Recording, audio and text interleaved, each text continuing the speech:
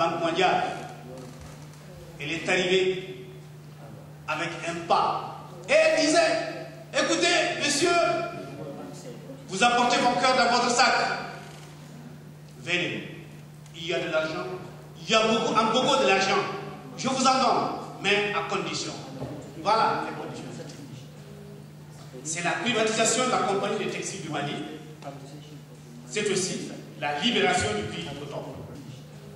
En 1998, la réforme devenant une conditionnalité à l'allègement de la dette du pays du Mali, la Banque mondiale a décidé de conditionner l'allègement de 70 millions de dollars à la privatisation du secteur. Mais la plus importante, la plus éprouvante, la plus tuante des paysans maliens, c'est que la Banque mondiale a supprimé une aide de 50 millions de dollars. Hélas encore, la Banque mondiale, le gouvernement malien n'ayant d'autre recours pour combler son déficit financier, le mécanisme de libéralisation des prix du coton, qui a été signé en 2005 et qui a engendré la baisse, dont je vous parlais tantôt, de 20% sur les réserves de coton pour les 3 millions de producteurs.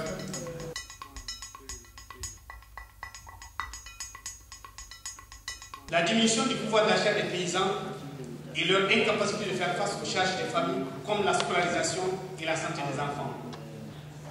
Une autre conséquence, la dislocation des familles, où des hommes, des chefs de famille, ont été obligés d'abandonner les femmes, les enfants, parce qu'ils ne peuvent plus payer les crédits contractés auprès des caisses mutualistes. Et une autre conséquence, l'immigration des Blancs-Valides.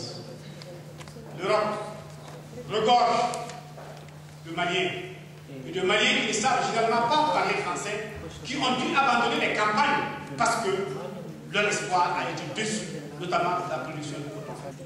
Il faut renoncer à la Banque mondiale sous toutes ses formes de coopération.